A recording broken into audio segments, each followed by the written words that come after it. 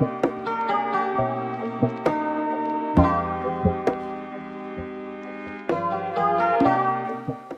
is up sa inyo mga manoy? Another video na naman tayo on how to replace your rear shocks, specifically sa motor na Yamaha Mio i125 with this YSS G Plus shocks. And this is how it looks like.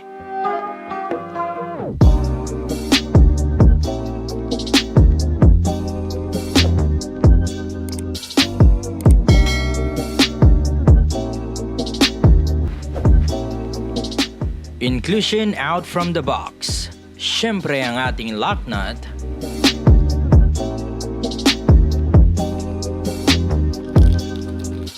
And meron din tayong 2 laminated stickers and siyempre waterproof yan mga manoy. Ang ating rebound adjuster at ang ating Allen wrench.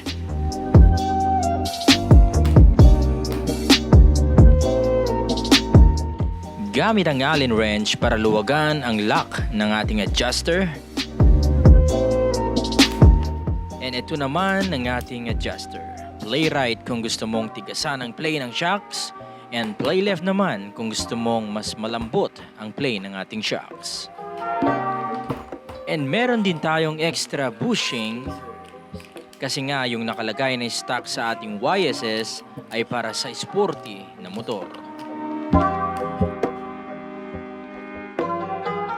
And there you go.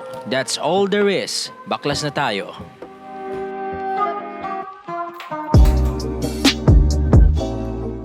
Siyempre, simulan na natin gamit ang ating screwdriver para mabaklas ang ating mga fairings.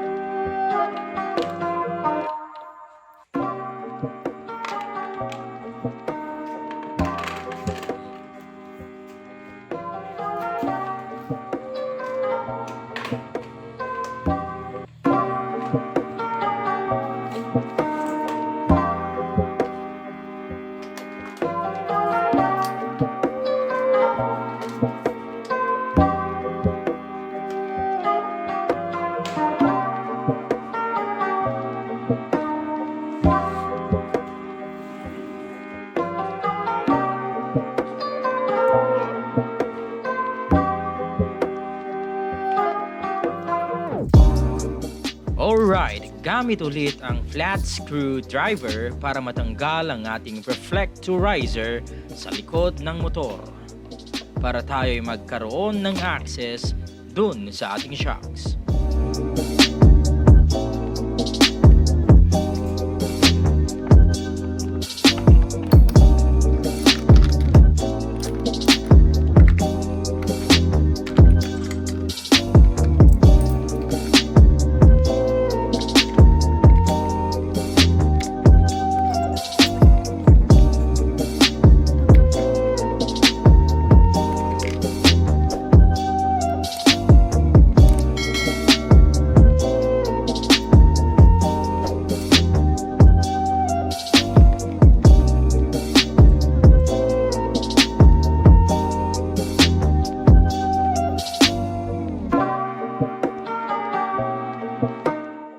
Alright, ayan. So, X tayo dahil wala tayong tools na kakasya dito. Gunggong ka! Another baklas tayo sa upuan at tangke ng gas para sa option B gamit ang ating 10mm socket wrench, which is actually better for me. Hihirit pa.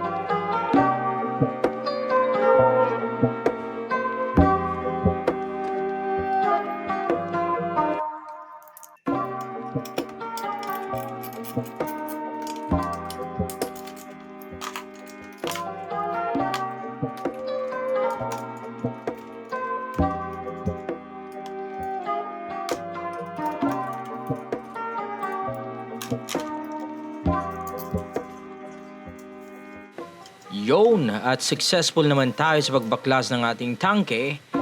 Try natin ulit dito kung pwede. Ayun, ayaw talaga dito. Baliw! Dito tayo mismo sa ibaba ng tangke para sulit ang galawan natin, mga manoy.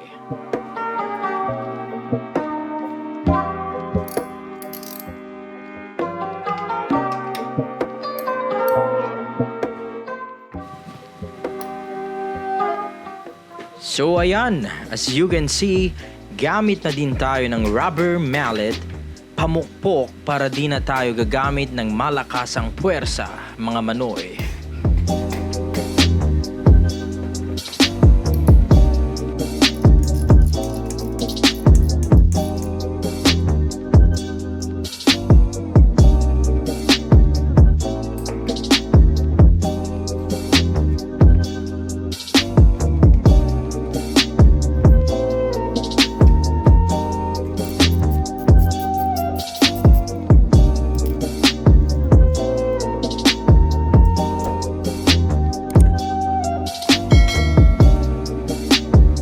Alright, so next step is kunting punas, mga manoy, dahil napakalikabok na ng ating motor. Ayan. Galing mo talaga, pride ka.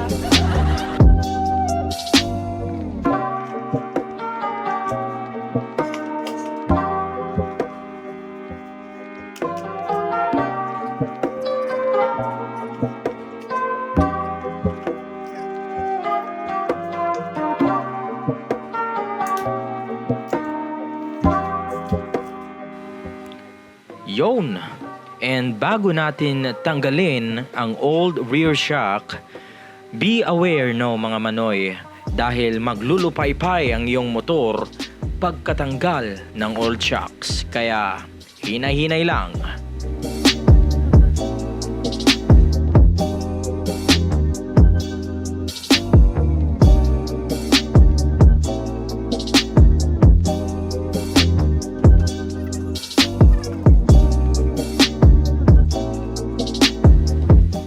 And here we go. Baklasin na natin ang naka pre-installed na bushing at ating nang palitan para swak na swak sa ating motor.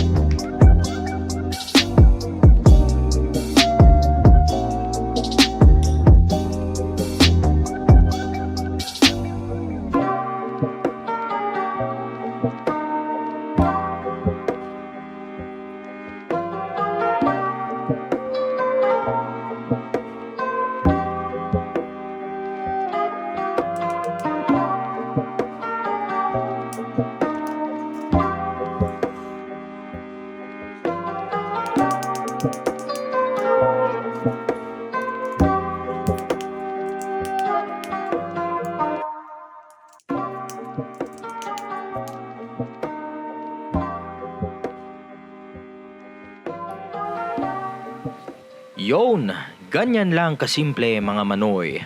Pasok na natin ang ating rear shock and i-ready mo na din ang mga lock nut para isahan na lang ang pagkakabit.